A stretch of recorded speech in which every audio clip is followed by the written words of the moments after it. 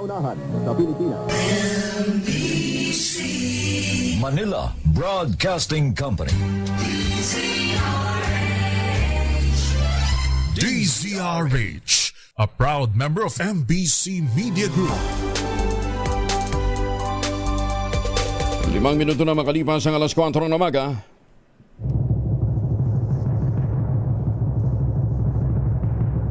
And the Golden Dove for Best Science and Technology Journalist goes to Angelo Palmones, DZRH. Ito na ang 28th KBP Golden Dove Awardee, Best Science and Technology Journalist, si Angelo Palmones sa Magandang Umaga, Pilipinas. DZRH, Magandang Umaga, Pilipinas. Sa DZRH Radio, DZRH TV at DZRH Online. Kasama si Kuya Angelo Palmones. Magandang Umaga, Pilipinas. Lunes ay ngayon, ikalabinapat ng Hulyo 2025, bisperas ng 86th anniversary ng DZRH. Sa ulo ng ating mga balita, Philippine Coast Guard pumalag sa tanim sako sa diving operation sa Taal Lake. Pamamaslang sa Psych Enforcer sa Cavite, Binaticos, Hostisya. Tiniyak naman ni Transportation Secretary Vince Dizon. 2 barko ng China namataan ng Philippine Coast Guard sa Occidental Mindoro. 17 Pinoy seafarers ng MV Magic Seas balik Pilipinas na. Pinay caregiver sa Israel tinamaan ng missile attack ng Iran, binawian ng buhay. Habagat patuloy na magpapaulan sa malaking bahagi ng bansa, cluster clouds. Sa bahagi ng Mindanao, posibleng maging isang sama ng panahon o LPA ayon naman sa Pag-asa. Kasama natin ang buong radyo natin FM nationwide, ang ating mga action radio station sa Luzon, Visayas at Mindanao. 91.7 BNFM Radio sa Cebu at 94.3 FM sa Jensan. Bagong balita, bagong impormasyon. Kasama si Kuya Angelo Palmones. Magandang Umaga, Pilipinas. Sa detalye ng ating mga balita, patuloy na magdadala ng mga pagulan ng Southwest Monsoon o habagat sa malaking bahagi ng bansa ngayong Lunes. Ayon kay Veronica Torres ng Pag-asa, bagamat wala silang namomonitor na anumang sama ng panahon o low pressure area, meron namang cloud cluster na namumuo sa eastern part ng Mindanao at posible itong maging isang sama ng panahon. Sinabi ni Torres na makararanas ang western portion ng central at southern Luzon ang maulap na papawirin na may kalat-kalat na mga pagulan at thunderstorms. Habang ang Metro Manila at ilang bahagi ng Luzon magkakaroon din ng fair weather, pero may tsansa pa rin ng localized thunderstorms. Makakaranas din ang Palawan ng light to moderate rains ngayong Lunes. Apektado naman ng habagat ang Western Visayas, Zamboanga Peninsula, ang Bangsamoro Region. Asahan din ang maulan na panahon sa mga nasabing rehiyon. Samantala, narito naman ang magiging agwat ng temperatura sa ilang bahagi ng bansa ngayong araw. Ang Lawag City, medyo malamig na, 24 degrees Celsius hanggang 32. Malamig din sa Baguio, 17 to 23. Tugigaraw, hindi ganun kagala ang kalamigan, 25 to 34. Ang Metro Manila, 25 to 32 degrees Celsius. Tagaytay, 23 to 30. Legazpi Albay, 26 to 32. Puerto Princesa, 25 to 31. Calayan Island, 25 to 31. Sa Cebu, maalinsangan din, 25 to 32. Tacloban, gayon din ang Zamboanga, 25 to 32 degrees Celsius. Iloilo, may aga ka sa mga kuturan sa Negros, 25 to 31 degrees Celsius. Cagayan de Oro City, 24 to 31 at sa Davao, 24 to 33 degrees Celsius. Inundina ni Transportation Secretary Vince Dizon ang pamamaslang sa isang traffic enforcer ng Special Action and Intelligence Committee for Transportation o SAIC sa Cavite. Tiniyak ni Secretary Dizon na bibigyan ng hustisya ang pagbatay kay Herbin Cabanban.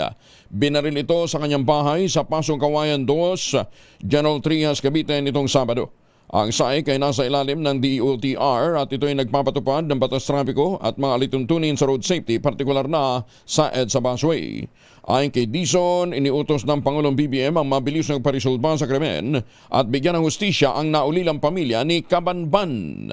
Tiniyak din opisyal na tutulungan ito ang pamilyang iniwan ni Cabanban at nakikipag-ugnayan na sila sa PNP at NBI para sa mabilis na makamit ang hustisya. Bagong balita, bagong impormasyon. Kasama si Kuyang Angelo Palmones. Magandang umaga, Pilipinas! Nagkasanaang ng investigasyon ng Department of Transportation at PNP Anti-Criminal Investigation and Detection Group kaugnay ng pagkakabaslang sa isang Special Action and Intelligence for Transportation Enforcer sa Cavite.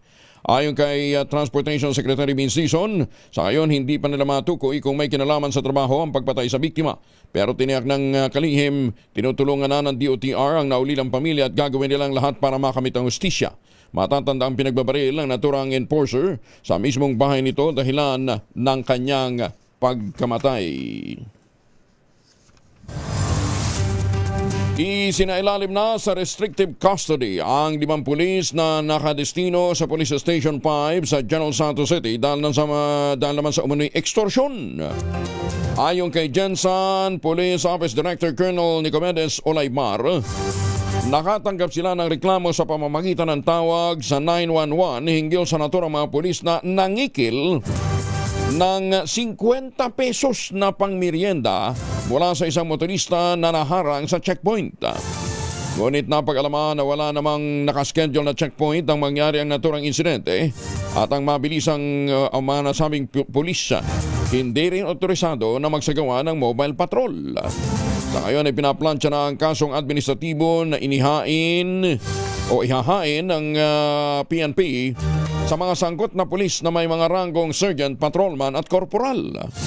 Kaugnay nito, sinimak na rin sa pwesto ang hepe ng Police Station 5 na agad namang pinalitan ng bagong opisyal noong Hunyo 11. Lupit nito dahil sa halagang 50 pesos nasira ang inyong karir. Pumanaw na ang Pilipinang caregiver na nadamay naman sa missile attack ng Iran sa Israel noong Hunyo. Sa pahayag ng Embahada ng Pilipinas, kinumpirma nito na binawian na ng buhay ang biktimang si Leia Mosquera, 49, kahapon ng umaga sa Shamir Medical Center. Ayon sa Embahada, inaasikaso na nilang mga papeles upang maibiyahe pabalik ng Pilipinas ang labi ng biktima bago ang kanyang kaarawan sa July 29. Nagpaabot naman ng pakikiramay ang Department of Foreign Affairs sa pamilya ng napaslang na caregiver. Nakauwi na rin ang Pilipinas ang 17 Pilipinong tripulante na lula ng MV Magic Seas na inatake ng Houthi rebels sa Red Sea. Ayon sa Department of Migrant Workers, dumating na sa Ninoy Aquino International Airport Terminal 3 ang huling 11 Pilipino seafarers noong Sabado, pasado alas 11 ng gabi. Tiniyak naman ni Migrant Workers Secretary Hans Leo Kakdak na makatatanggap ng assistance at reintegration services mula sa pamahalaan ng mga naturang Pinoy seafarers. Bukod pa rito ang medical check-up, physical at mental health assessment at psychosocial counseling. Magandang umaga, Pilipinas! Bilang suporta naman sa programa ng Pangulong Bongbong Marcos na mabigyan ng patient transport vehicles ang lahat ng mga lokal na pamahalaan, muling nagkaloob ang Philippine Amusement and Gaming Corporation of PAGCOR ng mga nasabing sasakyan sa 5 bagong benepisyaryo. Kabilang sa pinagkalooban ay ang bayan ng Benito Soliven sa Isabela, San Pedro City sa Laguna, Polytechnic University of the Philippines, Hospital ng Parañaque at ang Joint Task Force Unit Ilocos o JTUI Headquarters. Ayon kay PAGCOR Chairman at CEO Alejandro Tenco, layunin ng programa na palakasin ang kapasidad ng mga lokal na pamahalaan, mga pampublikong institusyon at security forces sa pagtugon sa mga emergency at sakuna alinsunod naman sa direktiba ng Pangulong BBM. Tiniyak din ni Tenco na ang bawat PTB na binibigay ay isang hakbang para mailapit ang vital medical services sa ating mga kababayan. Ayon kay Mayor Art Mercado ng San Pablo City, malaking tulong ang sasakyan para sa mabilis na pagresponde sa mga emergency, lalo na sa mga komunidad na kapos ng akses sa serbisyong medikal. Nagpasalamat din si dating Kongresista Gaston Bunting sa donasyon na ibinigay sa ospital ng Parañaque. Sa PUP naman kung saan libo-libong estudyante ang pumapasok araw-araw, itunuturing na mahalagang karagdagan ang bagong sasakyan sa mga pangangailangan ng universidad. Bagong balita, bagong impormasyon. Kasama si Kuyang Angelo Palmones. Magandang umaga, Pilipinas! Kasado na bukas ang panibagong oil price hike. Patapos ang ilang araw na konting baryang rollback. Eto na naman. Sa pagtaya ng Department of Energy, aabot ng 1.20 hanggang 1.40 ang posibleng itaas sa presyo ng diesel, habang halos piso naman ang magiging taas sa gasolina at kerosene. Kabilang sa nakaapekto sa presyo ng crudo sa world market ay ang pagbaba ng oil production ng Amerika at ang pag-atake ng Houthi rebels sa mga dumaraang barko sa Red Sea. Di na sila naubusan ng katuwiran. Ay, susme. Nanutok. Saka nagpaputok ng barel ang isang lasing na polis daw sa harap ng isang tindahan sa Lucena City sa Quezon. Sa kuha ng CCTV footage,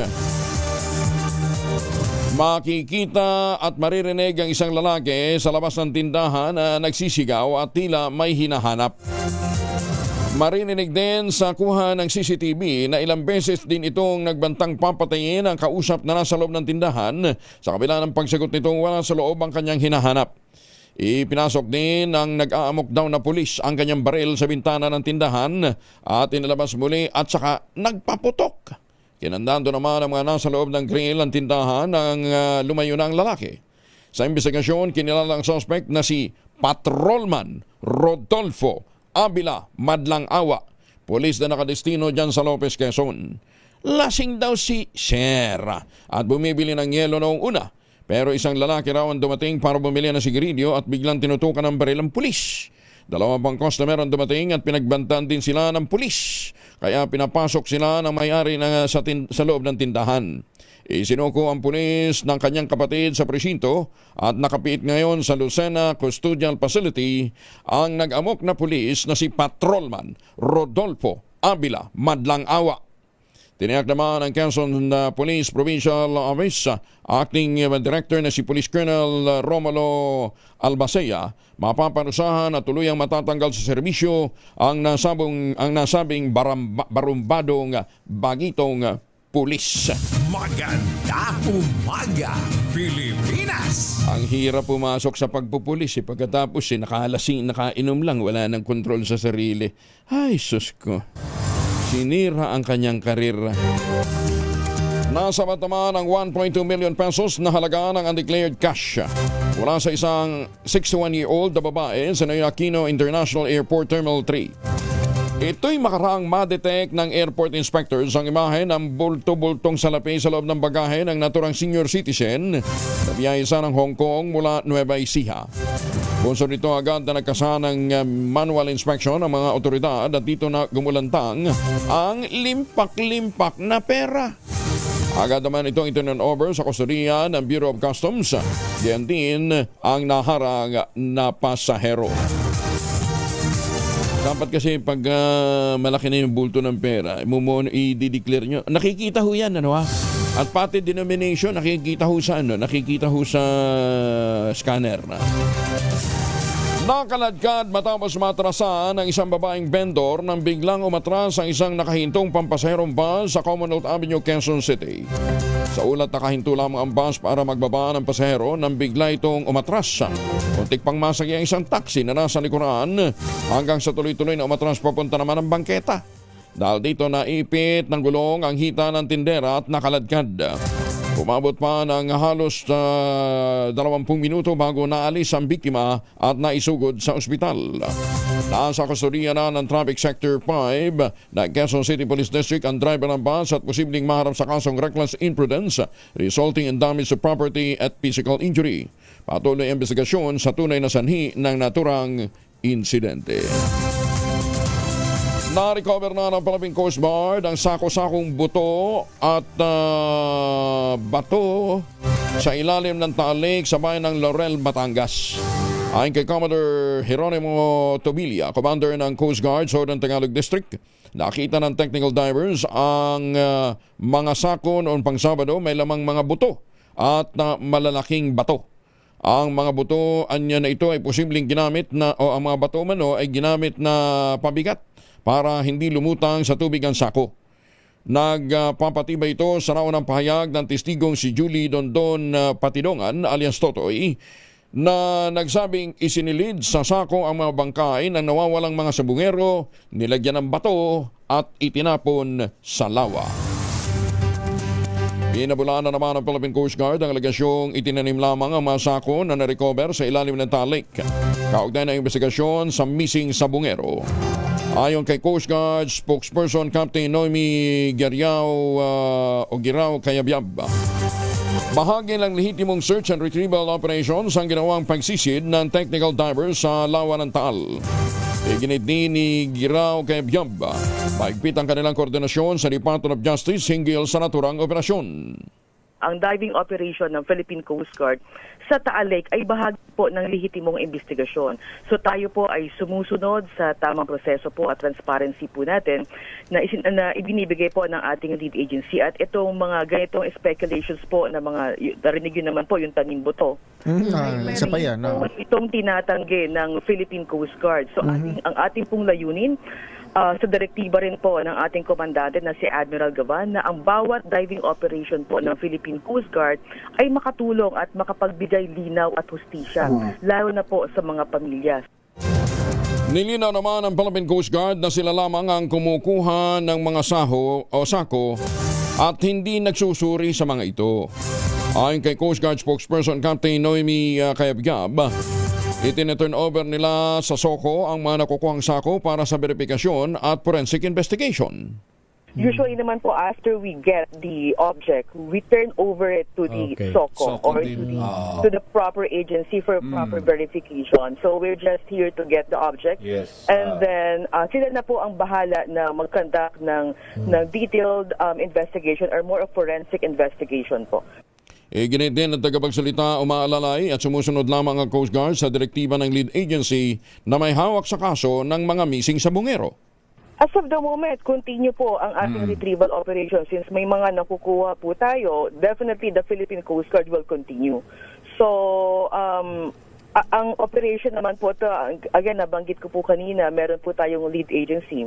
We are just here to support kung ano man po ang ibibigay sa atin na request and instruction. But definitely, our technical divers are on the ground and ngayong araw ay magpapatuloy po ang operations po ng Philippine Coast Guard.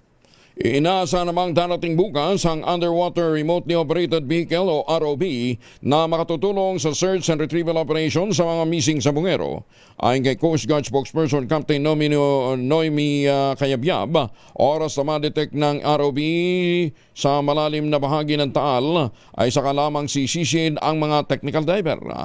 So may possibility po na ating ibababa muna itong ROV kasi it has the capacity to see yung underwater hanggang 1,000 feet. If ever na meron siyang makita na mga suspicious item na pwede natin gamiting ebidensya, we will magkakaroon po ng parang information sa ating mga divers and that's the time po na ibababa po yung technical divers just to ensure as well yung kanilang safety. Kasi again, with our mga diving operations na ginawa na po natin, we wanted also to ensure na may pahinga po, may enough rest ang ating mga technical divers.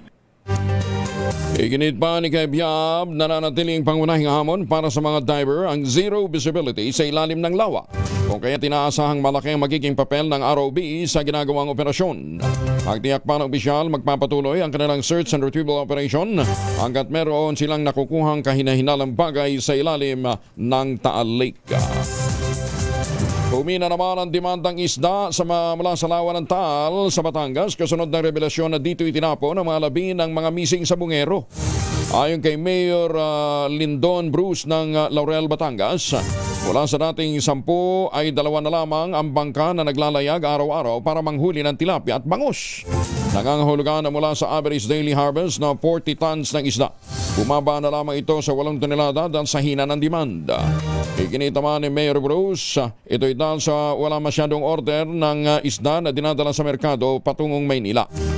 Kaugnay nito, nagrereklamo na niya ang nasa 1,700 fishpen operators ng Laurel hinggil sa epekto na nagpapatuloy na retrieval operations para naman sa 34 na mga missing sabungero. Pero nilinaw na nga po sa atin yan ng grupo ng Talay at saka yung mga grupo ng mga mangingisda doon. Ang bangos at saka ang tilapia na nanggagaling po sa Talake, ang kinakain po niyan ay floating feeds.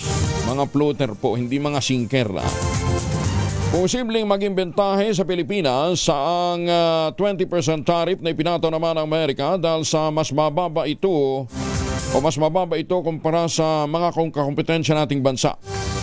Ito naman ang pahayag ni Undersecretary Asus Perez ng Department of Agriculture. Paliwanag ni Attorney Perez, bagamat may epekto pa rin ang taripa sa mga producer, lamang pa rin ang Pilipinas kung titingnan ito sa international trade market. Minap up namin yung yung mga bansa na kung saan nag-export ng nyug sa US. I'll give you an example. Sri Lanka, for instance, they get 30%. Yun ang number one competitor natin. At Indonesia as well. So medyo palagay ko, I have a slightly different view. Tama, may epekto dun sa mga magniniyog. Pero ano yung net effect pagdating dun sa competitiveness? Kailangan pa nating makita yon. Yusek Asis, alam niyo naman bagsak ang produksyon natin ngayon ng nyug. Ayun naman, oo. Kaya nga ang mahal ho ng nyug dito pa lang ho sa Pilipinas. Problema na ho tayo sa mga raw materials para ho sa mga produktong nangangailangan po ng nyug. Di ba? Ang mahal kaya. Although it's a welcome development. Tataas ho yung demanda. Para po sa nyug dahil alam nyo naman kaming mga magniniyog sa Mindanao matapos kaming tamaan ng ASF at iba pang mga perwisyo sa sakit sa mga manok, sakit sa saging. Ito ay panibagong pag-asa. Sige, magkopra tayo. Maganda umaga, Pilipinas! Oy mga misi, sa may araw ba si Mr. Pag-uwi galing ng trabaho, may dalian sa germ sa katawan nila para labanan ang amoy araw at amoy pawis, gumamit ang Shield Bath Soap regularly. Unbeatable ang Shield sa paglaban sa germs versus another brand by shea butter. Pampalambot ng kuti sa presyong abot kaya $12.50 SRP. Kaya naman, recommended ito ng Philippine Nurses Association. Kaya mga misi, say challenge you, subukan ang Shield Bath Soap. Galit sa sakit, may malasakit, sulit na sulit. Ibinida naman sa New York ang tradisyonal na tsokolate ng Pilipinas kasabay ng selebrasyon ng World Chocolate Day. Ito ay sa pamamagitan ng 2 araw na cultural event na pinangunahan ng Philippine Consulate General sa New York, katuwang ang Cebu-based chocolate tier na The Chocolate Chamber. Sinimulan ang naturang event sa solo exhibition ni John Paul Toquero Chua, kung saan tampok ang artworks na gawa sa sikwate, isang tradisyonal na tsokolating inumin mula sa cacao beans. Bukod sa nakaset-up na cacao beverage station, meron ding live demonstration ng tradisyonal na paghahanda ng sikwate.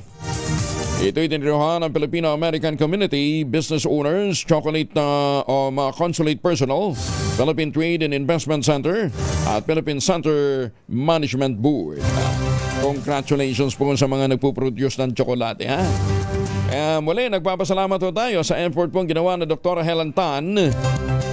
Hakutin ba naman ito yung mga magagandang planting material ng kakao galing Davao? Itinanim po sa ilalim ng mga nyugan dyan po sa lalawigan ng Quezon. Kaya ngayon, nagpo-produce ng sila ng dekalidad na cacao beans, pinoprocess para maging tangerine chocolate.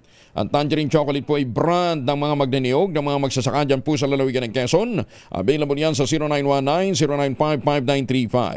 Ang tangerine chocolate po ay may mahigit 10 variants na po pwede hunyong i-check sa tangerinechocolate.ph. Ang mga raw material niyan ay galing din po sa ani ng mga magsasaka. At sabi nga po ni Dr. Helen Tan, ang tangerine chocolate ay 100% gawang lokal but taste and looks global dahil tinulungan din ito ng DOST at ng DTI. Tangerine chocolate 100% gawang ating tangkilikin. At sabi nga po ni Dr. Helen Tan, sino bang magmamalasakit sa Pilipino kundi ang kapwa Pilipino? Kaya sa bawat tangkilik natin ng tangerine chocolate, pinalalakas natin ang loob ng ating mga magsasaka, pinalalakas natin ang ating lokal na ekonomiya. Tangerine chocolate, available na ngayon sa numerong ating binanggit. 0919-095-5935. Magandang umaga, Pilipinas! Lalaki sa Northern Samar patay ng saksakin ng nakaalitang suspect dahil sa lupa. Detalye ng balita mula kay Jane Galit Bantayan, RH34, Jane Maybuntag. Dahil naman sa namumungalitan sa lupa ay nahawi ito sa insidente ng pagpatay na naganap sa bayan ng Pambuhan, Northern Samar sa barangay ng Hinulgan. Sa ulat ng PNP Pambuhan, madalas na magtalo ang dalawa dahil sa away sa lupa. At habang naghahakot ng kumpras, ang 35 taong gulang na biktima ay sinugod ito ng suspect at agad na lamang na sinaksak sa dibdib na dahilan ng pagkamatay ng nasabing biktima. Ngunit matapos ang krimen, agad din na sumuko sa barangay official sa nasabing suspect at itinurn over ito na nasabing mga barangay officials sa mga pulis. Ipinaalam naman ng otoridad sa nasabing akusado ang kanyang mga karapatan alinsunod sa Miranda Doctrine. Agad itong dinala sa Pambuhan Municipal Police Station na ngayon ay nakakulong para sa tamang disposisyon at inihahanda na ang kasong pagpatay laban sa nasabing akusado. Wala sa Aksyon Radyo Katarman, RH34 Jane Galit Bantayan ng DZRH, una sa Pilipinas, una sa Pilipino. Maraming salamat, Jane. Magandang umaga, Pilipinas! Papasukin na rin ng SM Prime Holdings Incorporated ang premium residential sa pamamagitan ng bagong lusan ditong brand na Signature Series. Sa ilalim nito ng pagtatayo ng SM Prime ng 6,000 square meter prime property sa isang luxury residential space sa Makati City. Aba! Sa kabuuan may mahigit 4 hektarya ng lupain ang okupahin ng SM Prime para sa kanilang Signature Series developments. 300 hectares sa mga ito ay nasa Metro Manila. Ilan sa mga natukoy na lokasyon ay ang Muntinlupa, meron din sa Maynila, Pasay, Parañaque, Taguig. Gayon din sa Cebu City, Cavite at Batangas. Dalawang insidente ng pananaksak sa may kahiwalay na lugar sa Bataan na itala naman, arestado rin ang mga suspect. Detalye ng balita mula kay Danny Kumilang, RH37. Danny, good morning. Arestado ang 2 lalaki sa ginawa nilang pananaksak na natala ito sa maghiwalay na lugar sa bayan ng Morong at Maribeles, Bataan. Unang napaulat ang pananaksak sa Morong at naaresto ang suspect na kinilala sa alias Dison. Ayon sa investigasyon ng Morong Municipal Police Station, bigla umanong pumasok si Dison sa bakuran ng biktima na si Remil Hidlad Bugay, 45 anyos, na kanyang kaanak habang sumisigaw ito ng "Patayan tayo." Paglapit sa pintuan ng bahay ay agad nitong sinaksak ang biktima gamit ang isang matulis na bagay saka mabilis na tumakas. Agad naman itong naaresto sa follow-up operasyon ng PNP. Sumunod na nasaksak. Naganap naman ito sa Barangay Balon Anito, Maribeles, Bataan.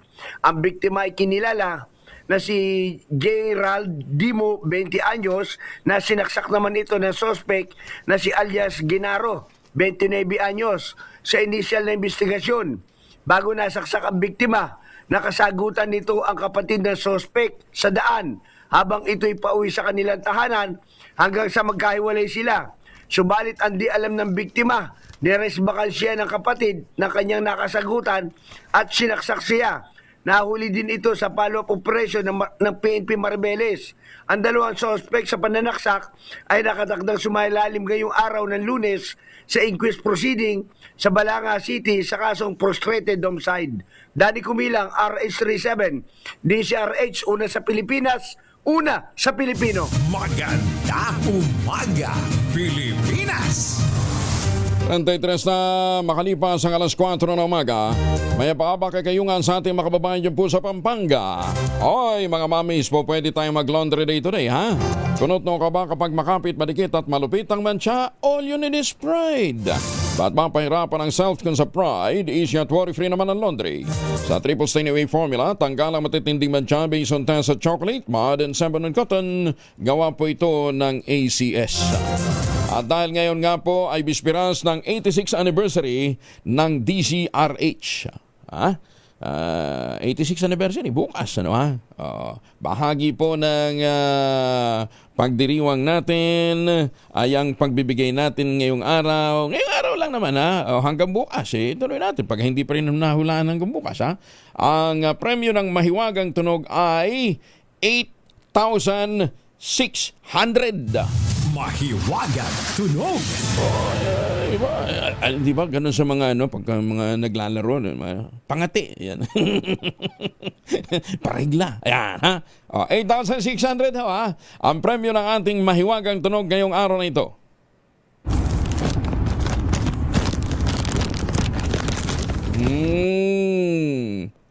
Para yung giveaway, sabihin nyo naman, hirap naman yan, mahirap hulaan.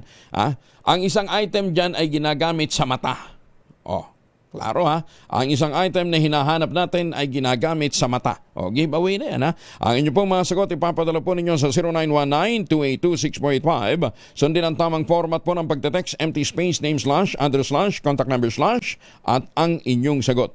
Isang beses lamang po maaaring mag-text sa ating text line gamit ang inyong mobile number. Sa mga sasagot online, kinakailangang meron po kayong sharer badge. Ayan ha. Good morning, Dr. Jessica D. ng Ideal Vision ha. Basta yung isang item na hinahanap natin sa mahiwagang tunog ay ginagamit sa mata.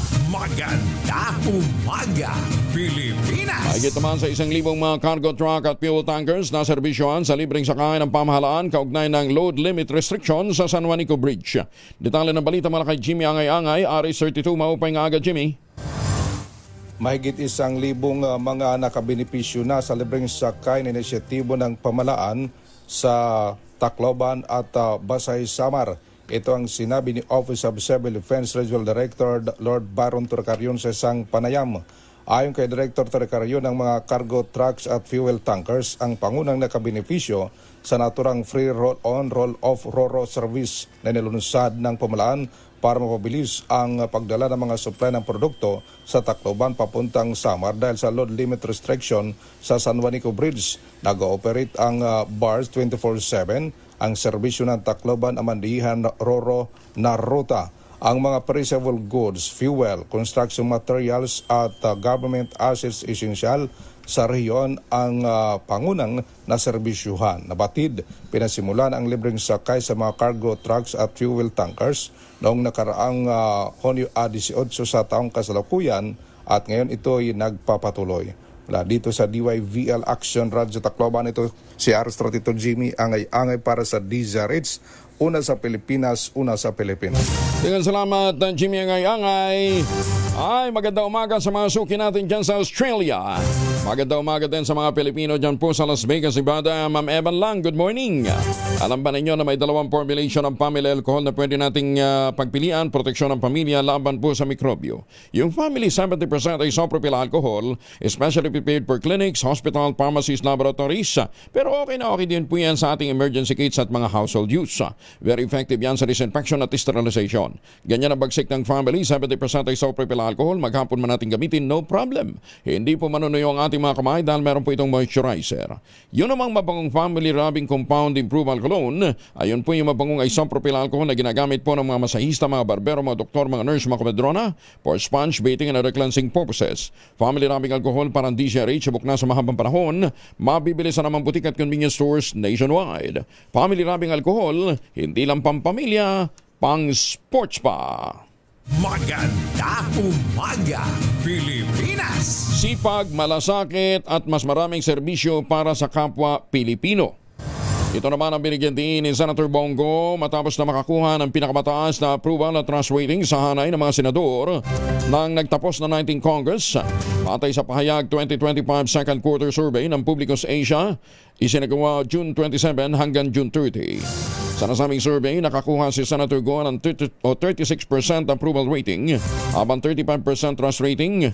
Kasunod naman si Senator Risa Ontiveros na nakakuha ng 29%, pangatlo si Senator Rapi Tulfo na meron 20%. Ayon kay Senator Go, doblehin pa niyang pagtatrabaho para sa ikabubuti ng bansa at mga Pilipino sa susunod na 6 na taon ng kanyang panunungkulan. Todo pa sa salamat din si Senator Bong sa tiwala at suportang ibinigay sa katulad niyang isang Batanggenyo, Bisaya at taga Mindanao.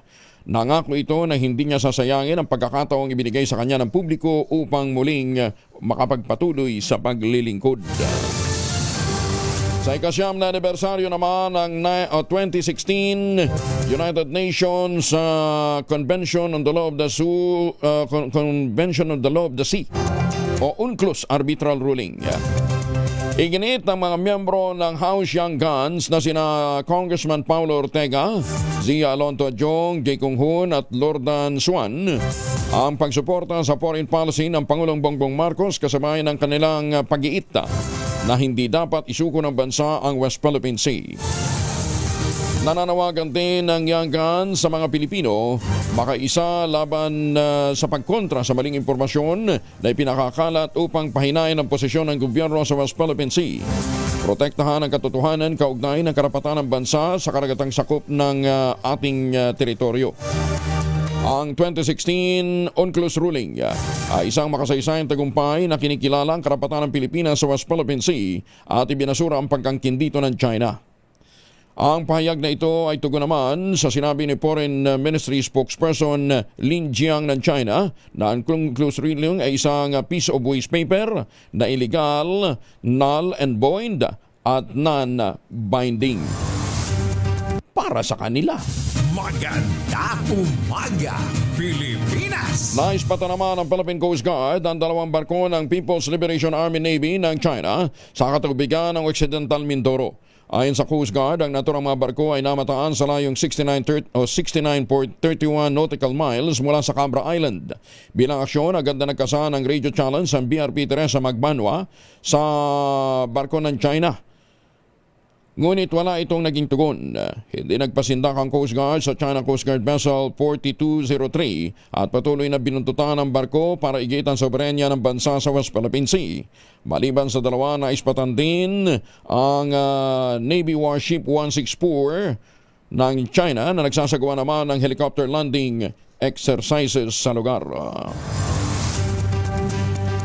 Nananawagan ng re-elected Leyte First District Representative na si Congressman Ferdinand Martin Romualdez sa sambayan ng Pilipino magkaisa sa pagtatanggol ng pambansang soberenya at manatiling tapat sa pagiging Pilipino sa salita at gawa at sa tungkulin. Sabay ng pagunita noong Sabado ng ikasyam na anibersaryo ng makasaysayang 2016 arbitral ruling hinggil sa South China Sea. Ayon kay Congressman Romualdez, ang speaker ng katatapos na 19th Congress, ang nasabing desisyon ay isang makasaysayang pagpapatibay sa lehitimong karapatan ng Pilipinas sa West Philippine Sea. Isang tagumpay hindi lamang para sa sambayan ng Pilipino kundi para na rin sa prinsipyo ng pagkahari ng batas sa pandaigdigang komunidad. Si Congressman Romualdez sa isang abogado mula sa University of the Philippines at kasalukuyang Pangulo ng Philippine Constitution Association o PILCONSA. Binigyan din ni Congressman Romualdez ng Arbitral Award ay hindi lamang isang kasunduan sa diplomasya kundi patunay ng tibay ng loob ng mga Pilipino at ng karapatan ng bansa sa ating sariling karagatan. 42 na makalipas ang alas 4 ng umaga. Lalaking nagbibisikleta na bangga ng SUV sa Santa Maria, Pangasinan. Detalye ng balita mula kay Freddy Pajardo, Aris 38. Masantos siya kabasan at Chikamin sa ating mga kababayan dyan sa Pangasinan, Freddy.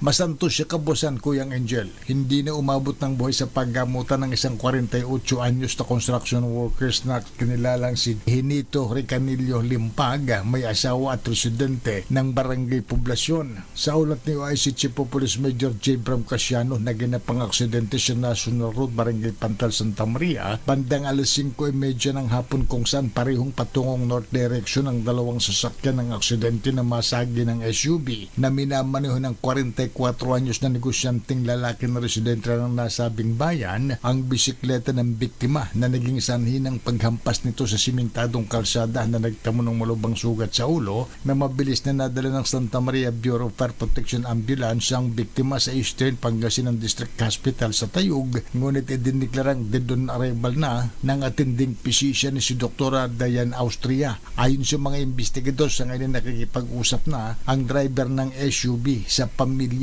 ng biktima para sa posibleng settlement. Ito si Freddy Pajardo, Aris 30, tag-uulat para sa DCRH, una sa Pilipinas, una sa Pilipinas. Maraming salamat, Freddy. Maganda umaga, Pilipinas! Akyat tayo ng konti sa norte. Kaso naman ng suicide sa Baguio City patuloy na tumataas. Detalye ng balita mula kay Romy Gonzalez, RH41. Romy, good morning. Good morning. Patuloy na tumataas sa mga kaso ng suicide sa lungsod ng Pino, kabila na pagsisikat ng lokal na gobyerno na tugunan ang naturang usapin ng mga kabataan ayon kay City Mental Health Program Assistant Syra Policarpio, meron ng 19 na kaso ng pagpapaniwakal ang nai-record sa Baguio City mula Enero hanggang Mayo. Mas mataas ito ng 16 na kaso ng suicide sa katulad na panahon ng 2024. Sa 19 na suicide cases ngayong taon, 16 ay kalalakihan at 3 ay kababaihan. At 63% sa mga kaso ay mula sa iba't ibang barangay sa lungsod. Noong 2024, nakapagtala ang CDL Service Office ang 24 na kaso ng suicide na karamihan ay kalalakihan na bunsod ng implementasyon ng agresibong pagsisikap na punteriya ang mental health issues na naranasan ng mga kabataan. Karamihan sa mga kaso ay 20 hanggang 24 at 20 hanggang 29 anyos na indikasyon na ang mga kabataan ay madaling magpapatiwakal. Nanawagan sa mga individual na nakararanas ng mental issue na agad na magtungo sa mga health centers sa kanilang barangay at humingi ng kinakailang atensyon para maiwasan ang pagsubok ng kanilang buhay at iwaksi ang isipan ng pagpapatiwakal. Mula Enero hanggang Mayo, abot na sa 384 na individual na kinabibilangan ng 233 kalalakihan at 151 kababaihan na may iba't ibang mental health issues ang natugunan ng CDL Service Office Mental Health Unit. Ito si RH41 Romy Gonzalez para sa DZRH. Una sa Pilipinas, una sa Pilipino. Romy, anong oras ka bababa? Mamayang madaling araw. Madaling araw pa. Ay, di pagdating mo dito, hindi na fresh yung strawberry. Hindi na fresh yan, no. Baka ikaw masamang biruin, ha? Nagbibiro lang kami, ha? Paalala sa iyo, 86th anniversary ng DCRH, ha? Oo naman. Happy 86th anniversary. Ingat, partner. Just again, ha?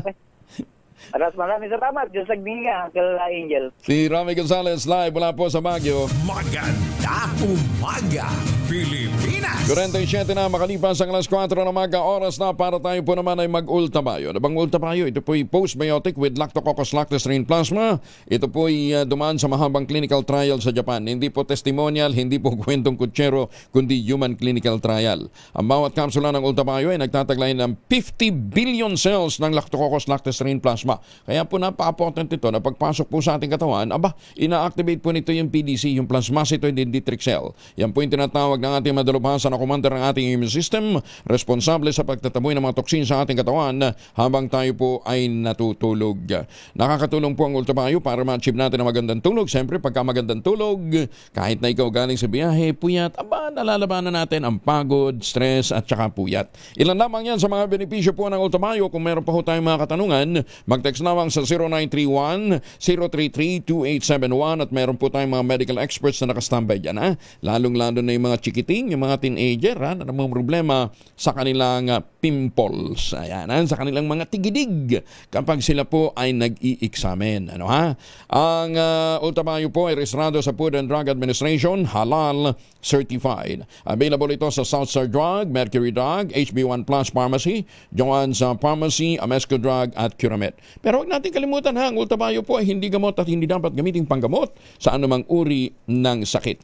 At dahil nga po anniversary po ng DCRH, 86th anniversary, tuloy yung pagbibigay ho natin ng 10% discount sa mga bibili ng ultabayo online.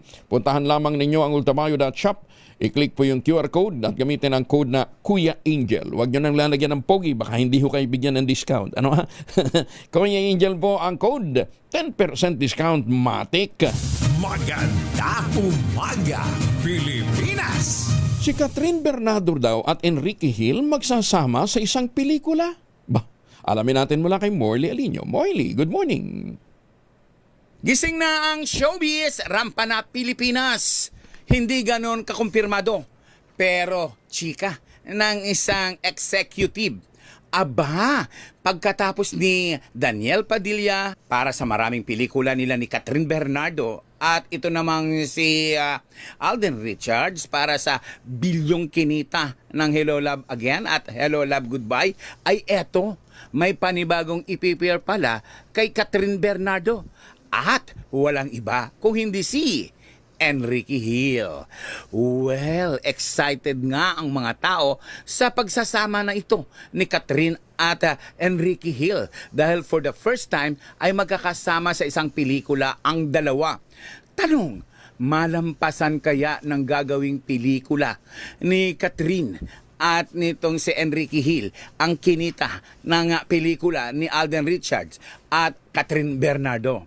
Tangkilikin rin kaya siya o tangkilikin kaya sila ng mga tao na tulad sa pagtangkilik sa magandang relasyon noon ni Daniel Padilla at sa teamwork naman ni Alden Richards kay Catherine Bernardo? Yan ang mga katanungang naglalaro sa isipan ng maraming tao. Pero for sure, marami ang excited kung matutuloy nga ang pelikulang gagawin ni Catherine at ni Enrique Hill. Yan ang ating DZRH Showbizatas News. Ako po ang inyong RH47, Morley Alinio para sa DZRH. Una sa Pilipinas, una sa Pilipino. Babu! Maganda umaga, Pilipinas! Pangit pagka silang nagtandem, Iba ang dating Kain, Catherine at saka Enrile. Parang tataba tayo niyan Arangkada na ngayong araw ang online campaign platform registration para naman sa mga kakandidato sa Bangsamoro Autonomous Region in Muslim Mindanao o BARM Parliamentary Elections. Ayon sa Commission on Elections, ang online registration form ay bukas mula July 14 hanggang August 13, alas 8 ng umaga hanggang alas 5 ng hapon. Ngunit nilinaw ng COMELEC, hindi ito tatanggap ng registration tuwing weekends. Iginitama ni COMELEC Chairman George Erwin Garcia, ang hakbang na ito ay naglalayong pengtingin ang transparency at accountability sa pangangampanya gamit ang digital platforms. Kaugnay nito, tiniyak naman ng poll body na malaya, patas at ligtas ang BARM parliamentary elections sa October 13. Kumpiyansa ang Mines and Geosciences Bureau o MGB. Bahagya lamang ang magiging epekto ng ipinataw na 50% na taripa ng Estados Unidos sa mga produktong copper o tanso na galing ng Pilipinas. Kasunod ito ng anunsyo ng US na papatawa ng mas mataas na taripa mga produkto mula Pilipinas simula sa August 1. Ganman payo ng MGB sa mga industriya ng copper sa bansa, baguhin ang pamamaraan upang makasabay sa kompetisyon sa pandigdigang merkado. Kabilang sa tatlong copper mines industry sa Pilipinas, ang Oceana Gold Philippines Incorporated, ang Phillips Mining Corporation at Carmen Copper Corporation. Sisimula na ng ilang mga pangunahing bangko sa bansa ang pagpapatupad ng Uniform 20% Tax Percent o 20% tax. Ulitin natin Uniform 20% tax sa interest income mula sa mga deposit products sa kanilang mga customer. Alinsunod ito sa Republic Act 12214 o Capital Markets Efficiency Promotion Act o CIMEPA na epektibo pa noong July 1. Kabilang sa mga magpapatupad ng bagong panuntunan ng Metropolitan Bank and Trust Company, Union Bank of the Philippines at Security Bank Corporation. Ayon sa mga bangko, sakop ng 20% ng final withholding tax ang lahat ng interest income mula sa peso at foreign currency account, anuman ang tagal ng deposito o currency nito. Layunin ng CIMEPA na gawing mas simple ang pagbabuhi sa passive income at mga transaksyon sa capital market habang inaayon ang mga patakaran sa pandaigdigang pamantayan. Lang yan din, Baryang-barya na lang yung mga interest ng mga bangko sa mga savings deposit Yung interest papatawan mo pa, from 15, gagawin mong 20%. Sus, may Ginoo. Sabagay, mabuti rin yan para maingganyo ho tayong invest ang pera sa halip na matulog lamang sa mga bangko. Umaga, Pilipinas! Bahagyang tumaas naman ang ranking ng Pilipinas sa listahan ng World Competitiveness Ranking 2025. Umakyat sa 11 pwesto sa listahan ang Malaysia nang tumuntong ito ng halos 23rd na place. Buti pang Malaysia, Bahagyang bumaba naman, nananatiling mataas ang ranking at nangunguna pa rin sa listahan ng Singapore. Pangalawa ang Thailand, pangatlo ang Pilipinas at sumusunod naman ang Indonesia at ang Pilipinas. Pinipili ang mga bansang mapapasama sa World Competitiveness Index sa pamamagitan ng pagsuri sa structural na kakayahan, pagpaplano at adaptability ng mga ito, hindi lamang sa kasalukuyan kundi sa hinaharap. Ayan, ha? Asan yung graph nito, Tina? Para makita natin, ma-visualize natin kung gaano nga ba tayo ka-competitive. Alam ba ninyo nung mga ito naman, kwento lang huli sa akin, hindi, mga nababasa ko lang, ha? Mga 1960s, ano nga? Pagdating sa competitiveness ranking,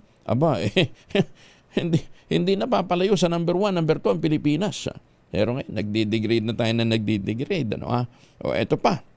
Di ba ang sinasabi, isa sa mga basihan structural capacity, mga pagpaplano, adaptability. Habang tumataas po ang presyo ng bigas sa iba't ibang panig po ng mundo at habang tumitindi ang kompetisyon para sa food security, alam ba ninyo, malapit nang magtapos ang pananatili sa Pilipinas ng IRI, International Rice Research Institute. Nag-file po ito ng kaso laban po sa UPLB kaugnay po ng land lease agreement nila. Mukhang hindi natuwa sa ongoing negotiation si Director General Ibon Pinto. Kasi nga naman sa halip na bigyan sila ng preferential treatment, babawasan daw yung lupa na ino-occupy. Pero ang katwiran naman ng UPLB, hindi naman talaga nila ginagamit for research use ang mga lupa doon, nakatiwangwang, ano ha? Kaso sabi naman ng IRI, kaya nga kayo may 5-year na program pang sinimulan ngayong taon, ha? Nag-invest ito ng malaki para sa renovation ng kanila pong mga building. Para palawigin pa yung 65 years nila ng rice research at innovations dito sa Pilipinas na tumutulong para makapag-produce ng dekalidad ng mga binhi, ano ha? Makatulong para magkaroon ng food security ang mundo. Alam ba ninyo, ang Pilipinas pala ay 7th largest producer ng bigas sa buong mundo. Pero top-notcher din ho tayo pagdating po sa importation.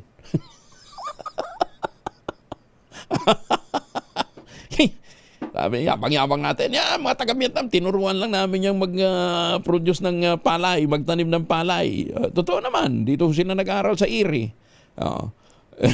Yung Malaysia, dito lang din. Indonesia, dito lang din niya natuto. Ano ha? Ngayon tayo nag-i-import sa kanila. Ay, sus, may ginoong buhay ito. Maganda umaga, Pilipinas! Wala pa hong sinasabi, wala pa hong tugon ang Department of Agriculture. Ano nga ba ang mga gagawin nilang hakbang? Bagamat ito usapin sa pagitan ng IRI at saka ng UPLB, ang dami ho nag-aabang sa IRI kung lilipat ho sila, ha? Dahil sa prestigious ho yung pananatili nila. Mukhang lilipat po ito sa Africa dahil si Bill Gates nagbabalak na magbuhos ng pera sa Africa at kasama doon ay yung pagtugon sa food security. Kaya mukhang doon lilipat ito pong IRI. Maganda umaga, Pilipinas! Batas na paghahati ng 7 districts sa natitirang sakop ng BARM, aprobado na ng Joint Committees ng Bangsamoro Parliament. Detalye na balita mula kay Jun Dimokutang Aris 19. Assalamualaikum, Brother Jun. Alaikumasalam Kuyang Angel. Matapos ang matagumpay na konsultasyon sa 5 gobernador ng Bangsamoro Government, aprobado na ng Joint Committee on Local Government and Amendment ng Bangsamoro Parliament ang paghahati-hati ng 7 parliamentary districts na originally ay allocated sa Sulu.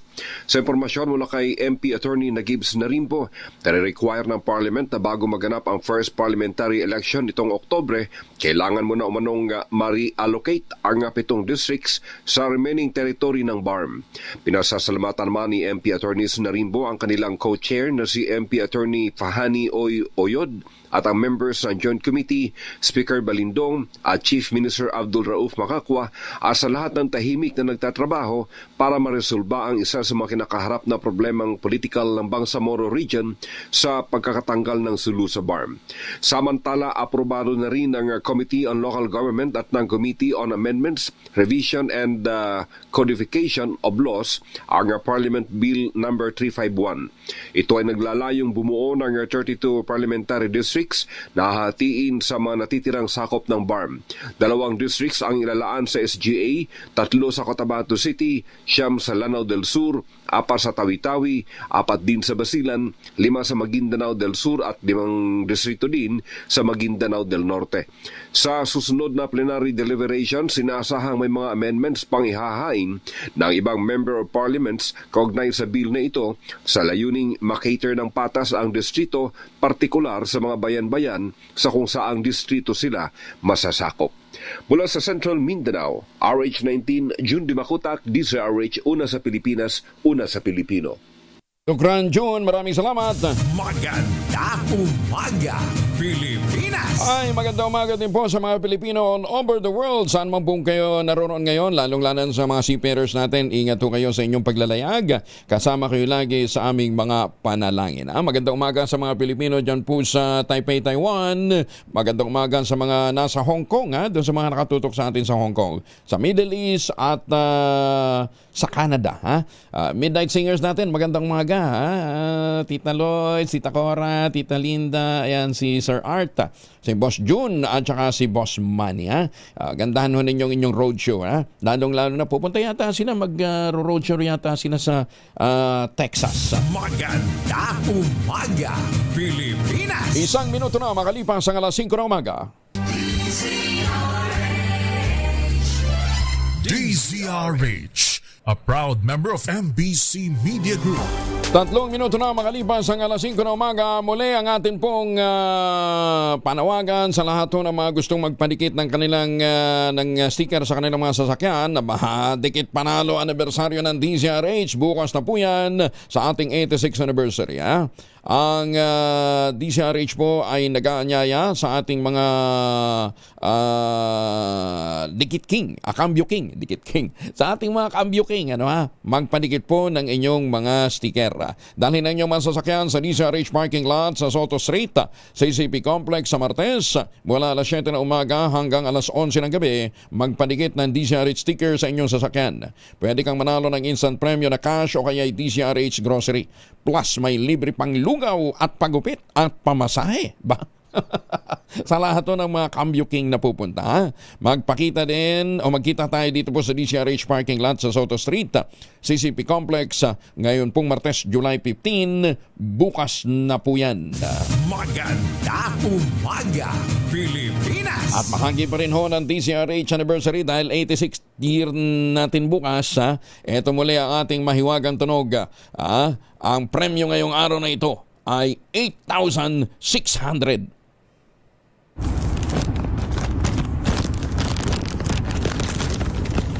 May nag-comment pa rito, bakit ba'y butal? Ba't may 8,600? Ginawa na lang daw sanang 86,000. O di sige, malo. Babawasan natin mga sweldo nyo ng tigi 8,000 buwan-buwan kasi para makabuo tayo ng 8,000. Ano, ako lang? Diba? Dapat damay-damay to. Sherwin Alvaro biglang sumagot kinukusot na mata. Ang kinukusot na mata, ginagamit sa mata. Pero may sagot, nilalamukos na muka. Pambira naman kayo. Huwag nyo naman lamukosin na muka. Pero para ako nilamukos, pero hindi naman ako yun. Pakiulit mo nga, Engineer Ray.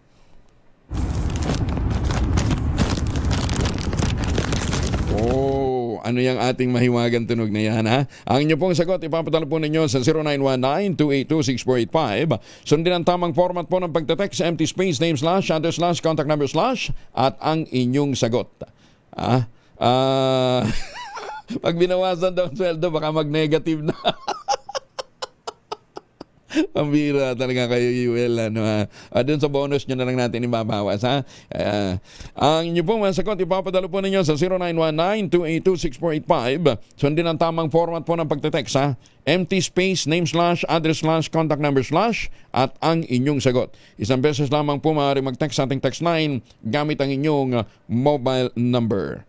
At sa mga sasagot online, kinakailangan meron po kayong sharer badge. Ayan, ha? Katuwaan lang kayo naman, oo. Hirap nyo naman biruin. Huwag naman 86,000. 8,600. Yan, pwede na ho yan, ha? Maganda umaga, Pilipinas! Oo. Total tax lang daw yan na binabawas na sweldo kay Malu Cabral, ha? Bawat araw. Yun ang kalaking tax na binabawas sa'yo, Malu, ha? Teka mo na. Si Kaobet Madrina mula sa Pag-asa. Kaobet, good morning. Magandang umaga po, Sir Angel. Happy anniversary po, no? Sa inyo po. Bukas yan. Imbitado ka, Kaobet, ha? Talaga po, marami. Oo naman, punta ka lang dito. Libre ang pagkain. Sige po, sige. Oo, Salamat, Sir Angel. paglabas mo, saka ka magbabayad. Libre yung pasa, pero may bayad yung labas. So, ito na po yung lagay ng ating panahon, Sir Angel. Una po muna yung thunderstorm advisory.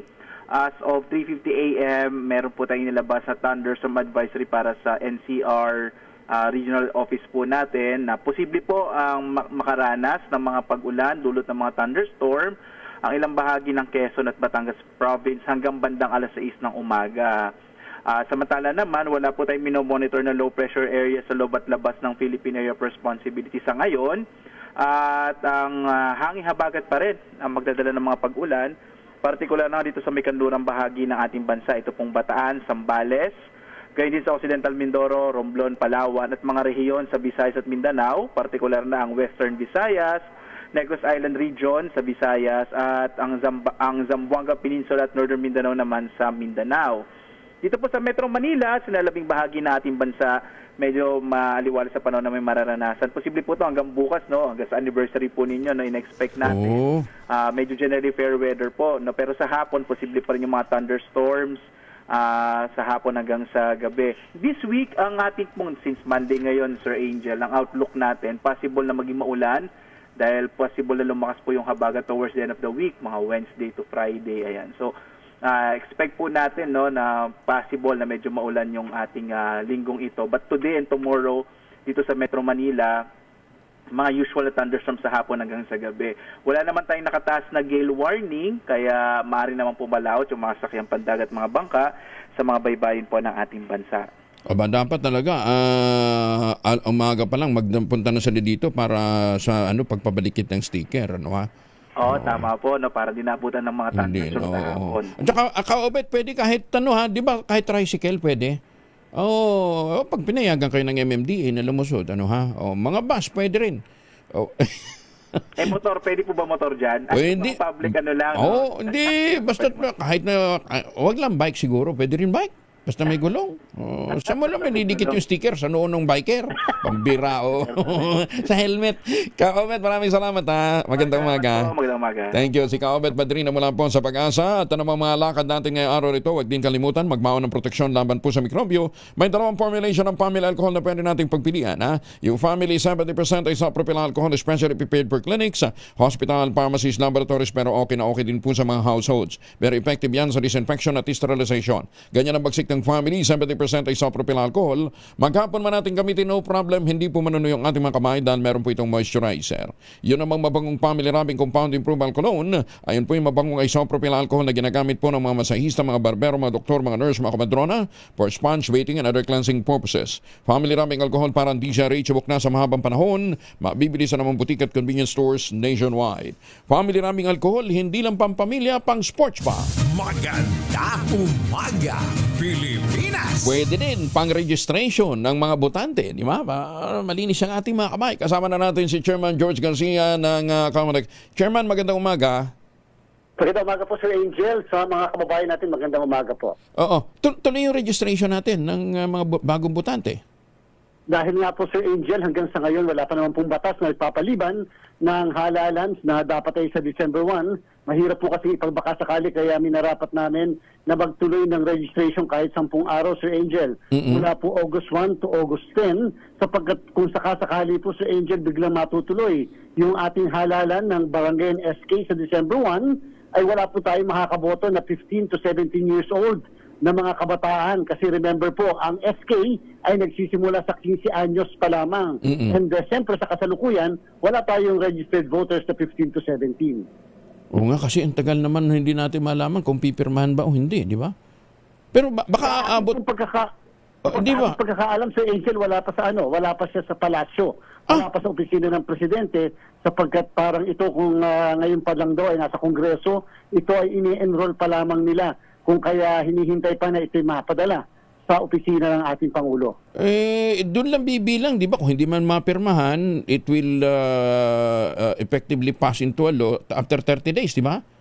Tama po, Sir Angel. 30 days. Tama po. At remember, meron din po pagkatapos mapirmahan o hindi mapirmahan at naging batas, ay meron pa pwede mag-question sa Korte Suprema ng legalidad ng ating pong batas na yan. Ngayon pa lamang, may humihimok na ngang ibito ng presidente dahil nga sinasabi, hindi tayo pwedeng mag-postpone ng eleksyon nang walang compelling reason. So, ibig sabihin, may potential talagang filing. Yes po, Sir Angel, and that's why ayaw natin second guess at ayaw natin mag-take chance. Kaya po, minarapat natin magparehistro. Kaya doon sa mga nakikinig sa inyo, sa atin po sa DCRH, ay yung po mga magpaparegister na bago o yung magpapa-reactivate ng kanilang registration o yung mga kabataan na gusto makaboto para sa sangguniang kabataan ngayong December 1, may registration po tayo ngayong August 1 to August 10 at siyempre mula alas 8 yan hanggang alas 5 ng hapon. At dito sa Metro Manila sa NCR, Sir Angel, meron tayong registration anywhere. Dito po muna sa NCR kasi nga po napakahirap po buong Pilipinas. Kung kaya kahit hindi kayo umuwi sa inyong mga probinsya, pwedeng dito kayo magparehistro. Kami na po ang maglilipat at magta-transfer ng inyong registration. Hindi pwede online? Wala po tayong online registration. Kasi po sa mga bago, Sir Angel, kasi kailangan makuhanan sila ng biometrics. Tinatawag na biometrics, opo. So August 1 to 10 para ho doon sa mga magpaparehistro at magpapareactivate. Yan ha. Basta kayo hindi nakalahok sa dalawang consecutive election, malamang na-delist na sila, Chairman, di ba? So, for them to join the barangay and SK election, kinakailangan magpa-reactivate sila. Tama po kayo, Sir Angel. At again, dito sa NCR, maliban sa regular registration natin, meron tayong registration anywhere, anytime. Meron po tayong ilang lugar na kung saan sa halip na umaga o may araw yung ating pagpaparehistro, sa gabi tayo magpaparehistro. Tulad dyan sa airport o kaya yung sa PITX, pwede natin puntahan yan. O kaya dito sa ilang pili na ospital katulad ng UPPGH at doon sa ilang lugar kung saan naandyan yung mga call centers sa Angel para yung mga kababayan natin na gabi nagtatrabaho ay wala nang dahilan upang hindi makapagparehistro. Paano sa BARM? Sa BARM po, Sir Angel, ganito po. Kahit na magpaparehistro sila mula August 1 to 10, yung po mga magpaparehistro dyan ng mga bagong registered voters ay hindi po makakaboto para sa Bangsamoro parliamentary elections. Nangangahulugan, yung pagpaparehistro po nila ay para sa barangay and SK election ng December 1, hindi po pang Bangsamoro. Sapagkat sinabi mismo ng batas na nagpaliban ng halalan ng Bangsamoro na ang Bangsamoro parliamentary election ay pagpapatuloy lamang ng national and local elections ng 2025. Nangangahulugan kung sino yung registered voters nitong nakaraang Mayo at ang registered voters para sa Bangsamoro parliamentary election. Yan, klaro ha. Basta i-ready nyo na. Wala namang requirement, Chairman, di ba? Kundi yung proof of residency lang. Opo, Sir Angel, tinanggal po namin, ulitin ko, tinanggal po namin ang barangay certification bilang ebidensya ng pagpaparehistro sapagkat madami tayong nadiskubre, naimbestigahan at nakasuhan ng mga ilang barangay officials na kung saan ginagamit kasi sa pamumulitika, yung barangay certification massive kung na-issue, samantalang hindi naman pala mga taga dyan. Kahit po isang government-issued ID o kahit po isang student ID, tatanggapin po namin. Basta ang address ay yung address kung saan kayo nagpaparehistro. Ayan na. Okay. So 15 anyos pataas ha. 15 hanggang 17 yung pong sa barangay and SK election. Tapos doon sa barangay naman 15 18 and above. 18 po. 18 and above. For 18 and above. Yan, okay. Pwede nung lumahok. Anyway, August 1 to 10 po ito, Chairman. Ano, ha? So, marami pa tayong panahon para muling makapagpaalala sa kanila. In the meantime, thank you for joining us ngayong umaga. Imbitado po kayo sa anniversary namin bukas. Anniversary po sa DCRH, Sir Angel. Mabuhay po lagi ang DCRH. Alam naman namin kalahati lang ng edad ninyo ang edad ho ng DCRH, Chairman. Kaya welcome ho kayo dito, Chairman. Ha? See you tomorrow. Maraming salamat po. Thank you. Si Chairman George Garcia ng Commission on Election. Maganda umaga, Pilipinas! Oras sa buong kapuluan, 16 na minuto na makalipas ang alas 5 na umaga. Kuya Angelo Palmones. Magandang umaga, Pilipinas! Alas 5:20 ang oras sa buong kapuluan. Dahil malakas ang kakong makinig sa DZRH, malakas ka rin sa amin. Itodo nyo na ng malakasan ang inyong radyo at makakain na ang matyempohan ng aming roving reporter na nakikinig o nanonood sa DZRH. Instant, mananalo ka ng malakasang 1,000 pesos sa DZRH Malakas promo. Hatid sa atin ang kauna-unahang radyo sa Pilipinas, DZRH. Una sa Pilipinas, una sa Pilipino. Ay, magandang umaga kay Secretary Dong Mendoza, ha? Ng Batangas. Kagang gumising dyan sa Batangas. Para kasi Mayor Seno Mendoza, dyan sa Talisay. Baka agang gumising. Ambassador na rin ang Ping, Justice Energito, at saka ng Sandigan Bayan, at saka si Justice Max De Leon. Kakagang gumising dyan, ha? Parang si Mami Sally yan, ha? Yung mami ni Justice Raul Villanueva. Kaaga din hong gumigising, ha? At syempre si Kaador Plato, ha? Huwag natin kalimutan. Magandang umaga po. Professor Andy Ferreria, good morning. Eto na si Sherwin. Hindi pala. Mag-a-anunsyo pala muna ng lugar. Sa mga taga-barangay, Port Estate, Barangay San Antonio, Parañaque. Port Estate, Barangay San Antonio, Parañaque, nag-iikot na dyan si Sherwin Alparo, mamimigay ng pera. Magkano yung bibigyan ni Sherwin ngayon? 8,600 din? Baka masingil. Maganda umaga, Pilipinas! 22 makalipas ang alas 5 ng umaga, umano'y tanim buto sa search and retrieval operation sa mga labi ng missing sa Bungero, pinalaga ng Coast Guard. Detalye na balita mula kay Giselle Caport, RH15. Giselle, good morning. Good morning, Kuyang Angel. Kinalma ng Philippine Coast Guard ang publiko sa nagpapatuloy nilang search at retrieval operation sa mga labi ng mga missing sa Bungero na sinasabing sa lawa ng Taal itinapon.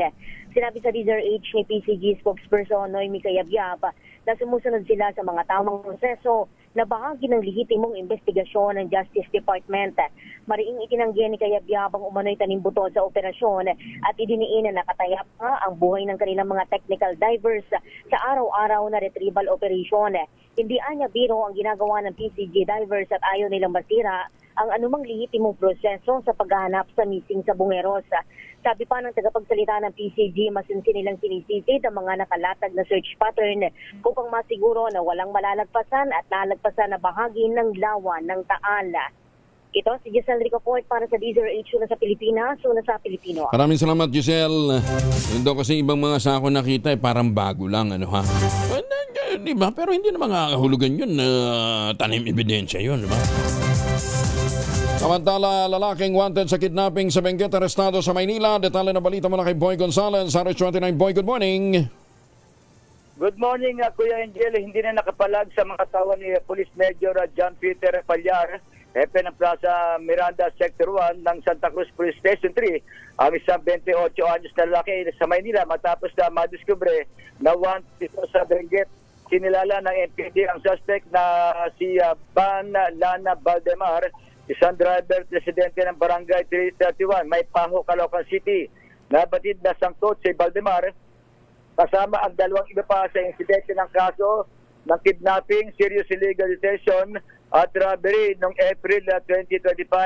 Sa inilabas na report ng MPD Warren Section, ilang buwan ding pinaghahanap si Valdemar na siyang naging driver ng van na dumukot sa biktima si Jeffrey Apidos sa sitio Kulyang, Takadang, Kibungan sa Benguet.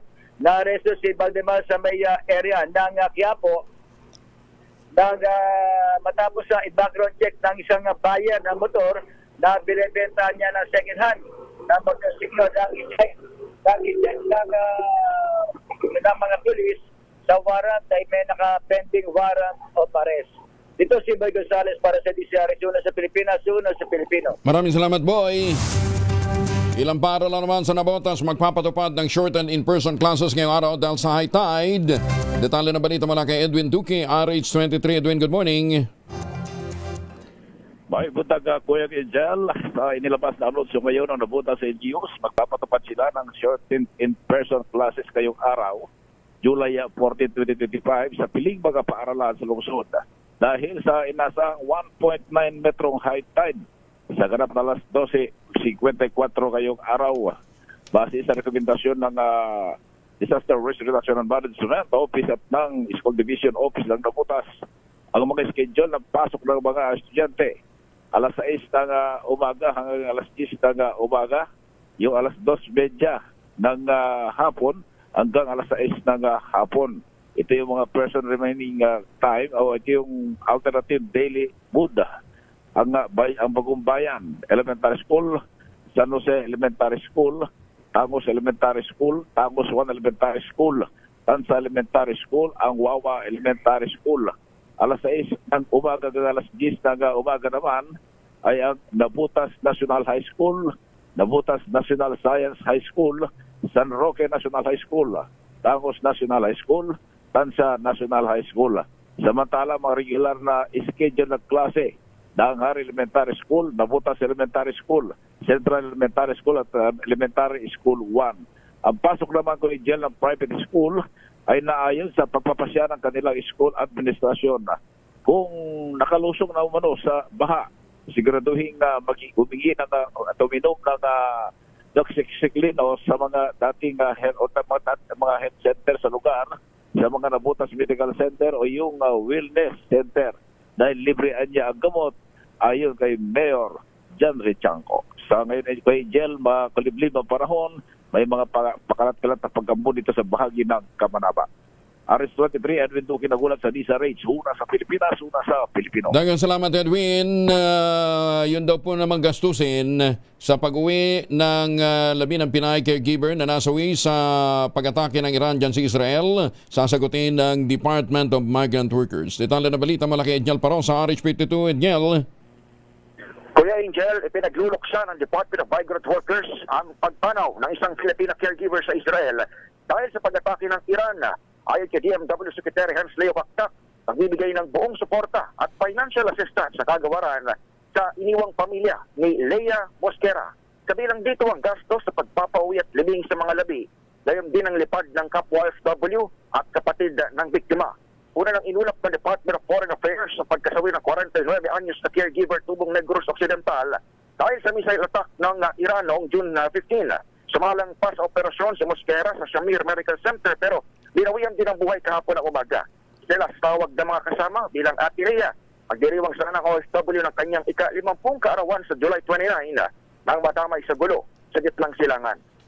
Ito sa Edniel Parrosa, nag-uulat para sa DZRH. Una sa Pilipinas, una sa Pilipino. Maraming salamat, Edniel. Maganda umaga, Pilipinas! At sa mga Pilipinong pauwi ng Pilipinas, huwag na hong magpasalubong ng imported na tsokolate. Meron ho tayong tangerine chocolate. Ang tangerine chocolate po ay produkto ng mga magniniyog ng mga magsasaka sa lalawigan ng Quezon. Sa tulong po ni Dr. Helen Tan, yung pong mga planting material ng kakao galing Davao, itinanim po yan sa ilalim po ng mga nyugan. Kaya ngayon, nagpo-produce ho sila ng kalidad na kakao beans, pinoprocess para maging tangerine chocolate. Available po ang tangerine chocolate sa 0919-095-5935. May mahigit 10 variants yan ha, ng mga raw material ay galing din po sa ani ng mga magsasaka. I-check po ninyo sa tangerinechocolate.ph. Ang sabi nga po ni Dr. Helen Tan, sino bang magmamalasakit sa Pilipino kundi ang kapwa Pilipino. Kaya sa bawat tangkilik natin ng tangerine chocolate, pinalalakas natin ang loob ng ating mga magsasaka, pinalalakas natin ang ating lokal na ekonomiya. Tangerine chocolate 100% gawang atin, kaya dapat nating tangkilikin. Ito ay 100% gawang lokal but taste and looks global. Kaya sabi po ni Dr. Helen Tan, ipinagmamalaki ng mga taga-Quezon ang tangerine chocolate. Maganda umaga, Pilipinas! Pero mukhang wala yata ang pamimigay na tangerine chocolate si Sharon. Makinig maigi dahil baka nasa area mo ngayon ang swerte at pwede ka ring manalo ng 1,000 pesos sa Diesel H Mas Malakas promo. Alamin na ang location ng ating roving team. Ayan, yan. May huli na ha. May huli na si Sherwin dito po sa Barangay San Antonio, Parañaque. Sherwin. Yes, Kuya Angel, magandang umaga. At syempre, happy 86th anniversary sa lahat ng mga taga-subaybay ng DZRH. Syempre, lalo na itong Samantha Carinderia dito sa may Port Estate sa Barangay San Antonio. Dahil itong Samantha Carinderia, malapit lamang ito sa may Port Estate Elementary School. Tignan mo naman, ang lakas-lakas ng radyo. Madilim pa dito sa kanilang lugar kanina. Talagang umaalingaw-ngaw yung programa Maganda Umaga Pilipinas at ang talagang nakikinig ng DZRH. Ito si tatay, pangalan niyo po? Rogelio Bueno. Si tatay Rogelio Bueno, Mano. Yan ang mukhang sasagot dito sa Mahiwagang Tunog. Nakikinig ka pa ng Mahiwagang Tunog ni Kuya Angel. Sige nga. Sige. Anong sagot? Anong question, sir? Hindi. Ulan sa Mahiwagang Tunog. Ano yung Mahiwagang Sige. Engineer Ray, parinig mo. Sige, isali natin yung mga suki natin ngayon, partner. Yan ha. Dati online lang at saka sa telepono lang ha. Pero ngayon po pwede. Ito. Sige. Yun, isang bagay na ginagamit po sa mata. Parang sir, bagyo yata yun eh. Bagyo? Hindi. Hindi. Malapit daw sa mata eh. Malapit. May mata ang bagyo. Sa bagay, tama. Tama, ang galing ni Kuya. May mata nga naman ang bagyo, ano ha? Bagyo eh. Sige. Mali. Ako hula. Ang hula ko dyan, nilamukas na mata. Hindi nga, ikaw talaga. Kinukusot lang ang mata, hindi nilalamukos. Ikaw naman, magagalit sa atin si Dr. Jessica din yan pagka nilalamukos ang mata. Sige. Tatay Rogelio. Yung mga mata, pero tignan mo yung kanyang radyo. Ang radyo mo, tatay, parang lumana, no? Ito, papasukin ko na yung kanilang karinderya, ha? Alam mo, ang umuusok pa yung lugaw. Uy, sarap po. Sarap po. Ito kanilang radyo. Yan, tignan mo na sa delantera ng kanilang lutuan. Ito yung kanilang cooking area. Yan, sabay-sabay nakasalang. Si Mami to? Ayan ang kanyang misis. Kapatid. Oo. Kapatid pala po si tatay. Lagi ka nakatune in sa DZRH. Siya. Tsaka maghapon. Nag-ano rin ako ng DZRH. Tsaka pagkatapos niya ito kay, Tatunying. Diba? Kabisado. Kabisado ni tatay. Nakikinig sa DZRH. Teka, Sherwin. Buenang-buena ka. Meron ka agad 1,000 pesos. Ay, salamat, sir. Salamat. Ito ba? Sir Angel, salamat po dito. Ayan. Akala ko naman hirap kayo tumayo. Kanina pa kayo nakahawak dyan sa dyan sa ang tawag dito, harang ng inyong tindahan. Tapos may lock pa Tingnan mo, lingonin mo ng koon. Nakita ko, akala ko nakalock yung kanyang kamay, Sherwin eh. Yun naman pala, yan. May padlock. May padlock eh. Kaya na matutulog na kami kasi iniiwan dito to eh. Okay. Sige. Pala kayo. Sige, ano pa ibibigyan natin? Kayo ay nagnenegosyo ng kainan. Eto, meron pa kayong DZRH Grocery. Salamat, sir. Salamat ulit. At syempre, ang DZRH na imbag na bigat. Salamat po. At dahil anniversary ng DZRH, kayo ay magsusuot ngayon ng DZRH uniform, DZRH t-shirt. Palitan nyo na yung luma yung sando. Yung sando mo, butas-butas na. Salamat, sir. Ayan.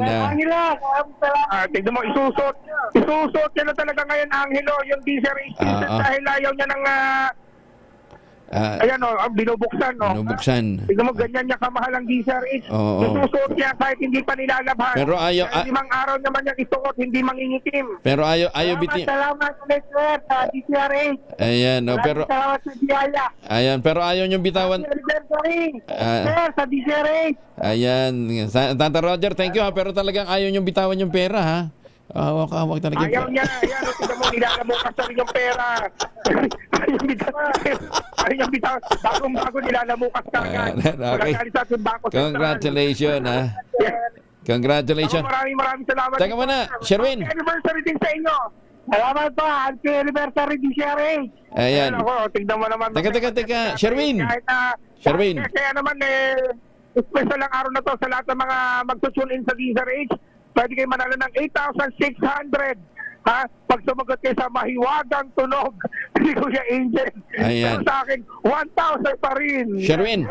Sherwin, teka muna ha. May bubulong lang ako kay tatay. Tay. Birthday kahapon ni Sherwin. Hindi niya naman 86 birthday, ano ha? Pero birthday kahapon ni Sherwin. Balato niyo sa akin. Balato niyo naman sa akin. Pakikiss si Sherwin para ho sa amin. Oo. I-kiss niyo. Oo. Tapos ano yan, magbo-blow out yan mamaya sa inyo. Magpapakain dyan sa barangay si Sherwin. Ayan. Oo. Ano na? Kiss ko raw kayo. Okay na po, kahit hindi na. Papakain lang tayo. Ayan. Ito, mamili kayo kung ano papakain natin yan. May apritada. May, may pork steak. May pork steak na Sarap, meron pang adobong manok. Meron pang bola-bola. Yan, kompleto na. May bagong labas. Pork apritada. Diba? Nako, Sherwin, ang sabi ni Malu, dalhin mo yan dito sa New Center kasi hindi ka pa nag-blow out. May ganun. Nag-blow out ako nung Huwebes, saka Biyernes, saka Sabado, saka Linggo. Yung Linggo, lugaw, umaapaw na Sherwin, lugaw dahil nagpa-vlog. Sherwin, sakaling kita. Operation Tulong, ang daming lugaw. Sasakaling kita, off namin Sabado at Linggo pagkatapos. Ha? Kahapon daw wala kami. Iba yung kahapon. Hayaan mo mamaya ulit. Pagpapakain tayo. Ayan, ang daming ulam dito. Dadali ko mga ulam dito dyan. Courtesy of Samantha Carinderia. Pero Sherwin, sabi ni Kisses Sabson, sabi niya, sige, balatok mo na. Sagot ko na ang breakfast ngayon dito sa News Center. Ang bait talaga nitong si Kisses, ano ha? Iba talaga si Kisses, bilib ako, ano ha? Oo. Yayamanin yan eh. Ang tanging maihahandog ko sa inyo ngayong umaga ay ginasang sayote. Yan, no? Ang sarap yan, no? Sige na. Labas uli yan. Ginutom na ako rito. Sige na. Kaya naman sa mga next manalo ng 1,000 pesos sa akin tumutok sa DZRH, Malakas promo. RH number 6, Sherwin Bata Alfaro, DZRH, 86 na taon, galing. Kaya naman, DZRH, 86 years of excellence ang ating tema ngayong taon. Nagpapasalamat tayo sa lahat ng mga tumutulong at syempre nagsusulong ng pakikinig sa radyo. Gaya mo, Kuya Angel. RH number 6, Sherwin Bata Alfaro, DZRH, una sa Pilipinas, una sa Pilipino. Maraming salamat, Sherwin. Tutok lang, tutok na sa DZRH Radio, DZRH Facebook, DZRH YouTube, at DZRH TV. Baka ikaw na ang susunod na winner sa DZRH Mas Malakas promo. Bilib ako kay Sherwin, ang dami niya na palang inihanda dito kahapon. Ilan? 3 klase ng cornic. Sherwin talaga. Merong salted cornic at saka may hot cornic. Sige, magmukha kayong manok. Maganda umaga, Pilipinas! Mamalengke muna tayo sa may Panghulo, Malabon. Nandun si Edwin Duque, RH23. Edwin, good morning. Mayroong buntag Kuya Angel, ambon-ambon ngayong umaga, pero mabibigla ka sa presyo ng baboy. Itong presyo ng liempo ngayong umaga, Kuya Angel, ay 450 mula sa dating 430. Ang pata naman ay 360 hanggang 380. Ang giniling 380. Yung pork chop naman 390. Yung kasim 400 pesos. Ang presyo naman ng manok abay medyo mataas na halos 20 pesos. Nasa 330 yung bawat kilo. Samantala sa presyo naman ng mga yung mahilig naman sa pulutan. Ito yung kahit mahal pero gustong bilhin ating mga kababayan. Itong kambing dahil yung mga kambing dito Angel ay halos alaga galing na ito ng Valenzuela. 500 yung bawat kilo nito. Yung mahilig sa ulot pa, merong 480. Yung pangpapaitan naman ko Angel ay 260 bawat kilo. sa presyo ng isda, ang bangus, mataas pa rin yung presyo nito. Ang pinakamura, yung maliliit, 180 yung bangus, 280 naman ang malalaki. Yung galunggong, mahal pa rin ko Angel, 280 bawat kilo, yung maliliit pa ito. Yung mahilig naman sa sugpo, merong 480 bawat kilo, yung katamtaman na 600, yung halos mahigit isang dangkal o halos isang dangkal ay nasa 1,002 bawat kilo. Mahal pa rin yung kilo ng yellowfin, nasa 360, at yung tilapia, puti, yung kulay, yung huli sa Bulacan, ay 170. Mas mahal yung tilapia galing sa Batangas, yung plapla, yung itim, nasa 280 yung bawat kilo. Sa presyo naman ng gulay, yung kamatis, tumaas na rin, nasa 50 pesos yung pinakamura nito, hanggang 80 pesos yung malalaki. Yung presyo naman ng talong, 80 hanggang 100, abang yung sibuyas, 140, ang luya, 180 hanggang 230 pesos bawat kilo. Abang ang bawang naman, 140 hanggang 160, at yung sayote, 50 pesos yung bawat kilo. Sa repolyo, mabibili ng 60, yung medyo maliliit, yung bagong-bagong baba, ito yung magagandang klase, nasa 80 pesos. Sa pechay bagyo naman, 70 pesos, ang Tagalog, 80 pesos, ang patatas, 40 hanggang 60 pesos, ang siling labuyo, nasa 120 bawat kilo. Ang presyo ng broccoli, 220, ang siling panigang, 70 pesos, yung siling bacopa, ito yung bell pepper, 50 hanggang 100 pesos bawat kilo. Ang presyo ng bigas, mag-upisa pa rin sa 48. Merong 60, may 50, may 65, may 68, may 70 pesos. Ang dinuradong pinakamahal, 80 pesos. At ang malagkit, 80 hanggang 100 pesos bawat kilo. Yan ating price monitoring report mula pa rin dito sa Pangulo Market sa Malabon. RS23, Edwin Duque nagulat sa DCRH, una sa Pilipinas, una sa Pilipino. Dagan salamat, Edwin. Maganda umaga, Pilipinas! Iniimbestigahan na ng Department of Transportation ang mga lubak sa primary runway ng Mactan Cebu International Airport na naging sanhi ng pagantala ng ilang flights. Ayon kay Transportation Secretary Vince Dizon, iimbestigahan nila ang kalidad ng mga materyales na ginamit sa uling repair ng naturang runway para matukoy ang totoong dahilan ng mga namataang sira. Paliwanag naman ni Civil Aviation Authority of the Philippines spokesperson Eric Apolonio, delikadong lumapag at mag-take off sa isang runway kung mayroong butas o mga lubak, kung kaya't hindi maaaring makompromiso ang kaligtasan ng mga pasahero. Matatandaan pansamantalang sinuspende ang mga operasyon ng Mactan Cebu International Airport nitong Sabado dahil naman sa naturang problema sa lubak sa runway. 42 na makalipas ang alas 5 na umaga. Umaga, Pilipinas! Oy, sa mga taga-Katiklan papunta dyan si Secretary Vince Dizon. Magandang umaga, Director Cara Losalia. Magandang umaga po. Director Ginger Katabuin ng Net25. Good morning. Nilinaw ng Korte Suprema na 15 years lamang ang limit para sa paghahain ng bigamy case na nagsimula sa panahon ng pagkakadiskubre ng bigamous marriage at sa hindi rehistrado nito o pagiging hindi register nito sa pamahalaan. Hinatulan ng Korte Suprema na guilty sa bigamy ang convicted na si Erwin Bonbon, makaraang magpakasal noong 1999 habang legally married sa ibang babae.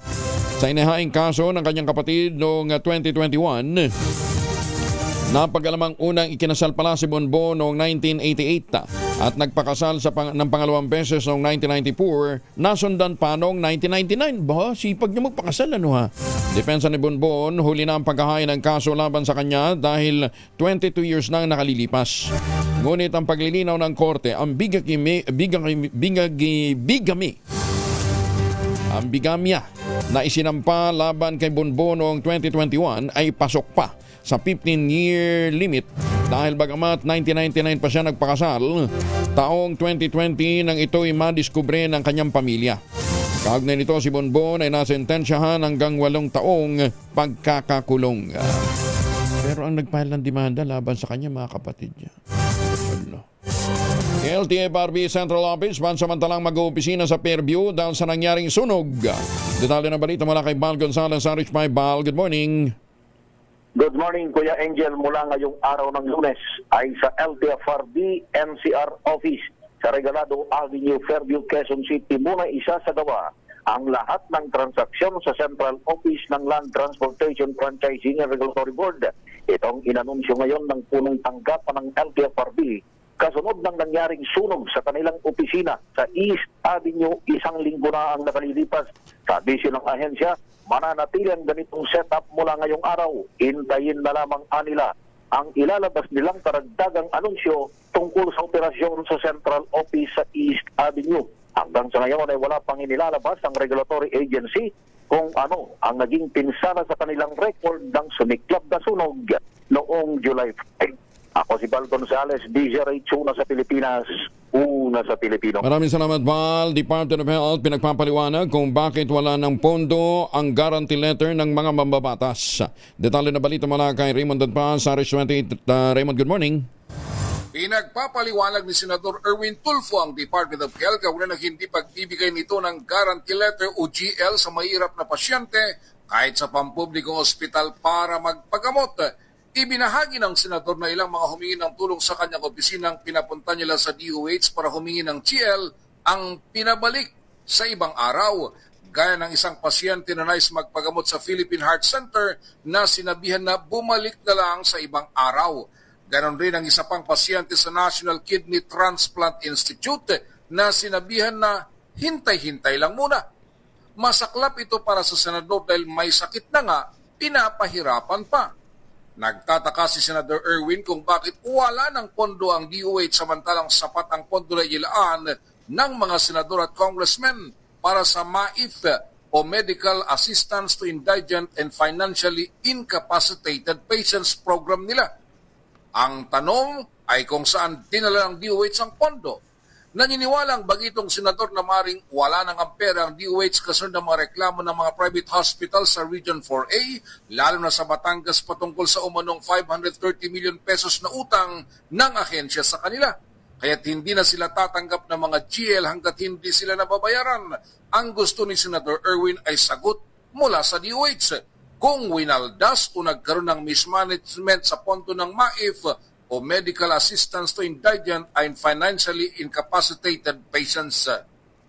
Ito si RH28, Raymond Dadpas para sa DZRH, una sa Pilipinas, una sa Pilipino. Maraming salamat, Raymond. Maganda umaga, Pilipinas. Ohayo gozaimasu sa mga suki natin dyan sa Japan at magandang umaga din po kay Jose Ramon Nalod dyan po sa New Jersey, US of A. 53 na makalipas ang alas 5 na umaga, oras na para tayo po naman ay mag-ultabayo. Nga bang ultabayo? Ang ultabayo po ay postbiotic with Lactococcus lactis strain plasma. Ito binuwaan sa mahabang clinical trial sa Japan. Hindi testimonial, hindi mga mga kwentong kutsero, kundi human clinical trial. Ang bawat kapsula ng ultabayo ay nagtataglay ng 50 billion cells ng Lactococcus lactis strain plasma. Kaya po napaka-potent po nito pagpasok sa ating katawan, ina-activate nga po yung PDC, yung plasmacytoid dendritic cell. Yan po yung tinatawag po ng ating mga dalubhasa na commander ng ating immune system. Yan ang responsable sa pagtataboy ng mga toksin sa ating katawan habang tayo po ay natutulog. Nakatutulong din po ang ultamayo para ma-achieve natin ang magandang tulog. Pag magandang tulog, syempre, nalalabanan natin ang puyat, pagod at stress. Ilan lamang yan sa mga benepisyo ng ultamayo. Kung may mga katanungan pa kayo, mag-text lamang sa 0931-033-2871. May mga medical experts tayo na naka-standby dyan. Ang ultamayo po ay rehistrado sa Food and Drug Administration, halal certified. Available po ito sa South Star Drug, Mercury Drug, HB1+, Joan's Pharmacy, Amesco Drug at Curamed. Ang ultamayo po ay hindi gamot at hindi dapat gamitin panggamot sa anumang uri ng sakit. At kung ngayon ho kayo bibili, may chance pa ho kayong manalo ng... hindi pala, iba pa rin. Kung ngayon ho kayo bibili, meron ho kayo 10% discount online. Punta po kayo sa ultamayo.shop. I-click po ninyo yung QR code. Hanapin po ninyo yung code na Kuya Angel to avail 10% discount.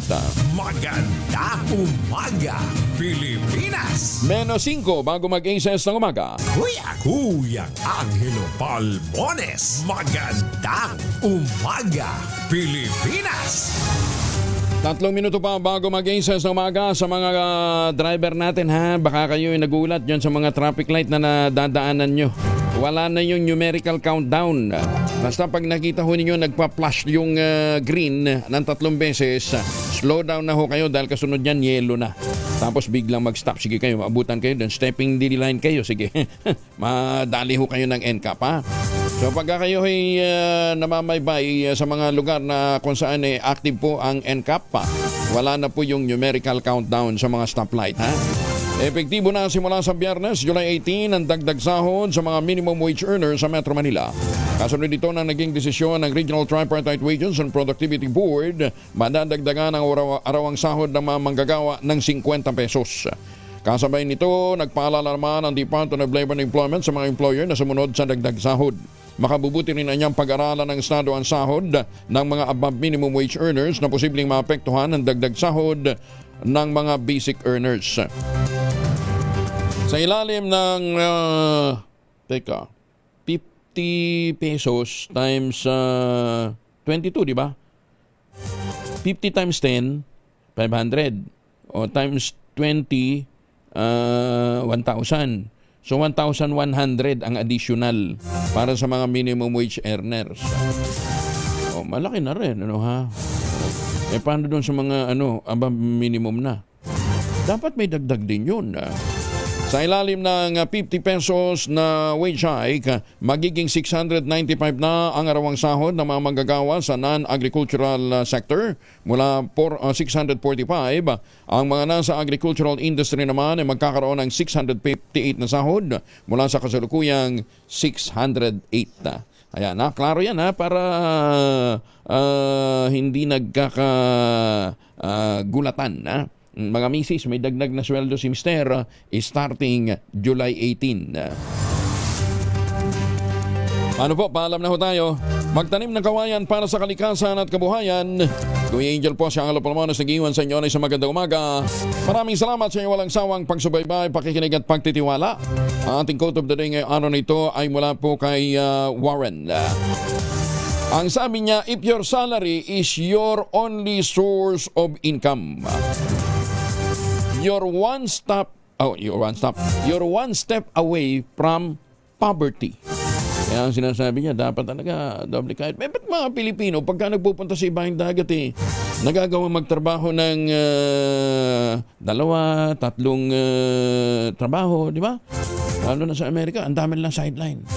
Dito sa atin, parang hirap na sideline yung mga Bagay kasi kung maghapon kang bugbog nga naman sa trabaho, hirap na sideline, Yung iba, wala nga sideline ng trabaho, may sideline pang pamilya. Maganda umaga, Pilipinas! Sabi nung isa, papaalam ka na lang, bumanat ka pa. 6:00 na umaga.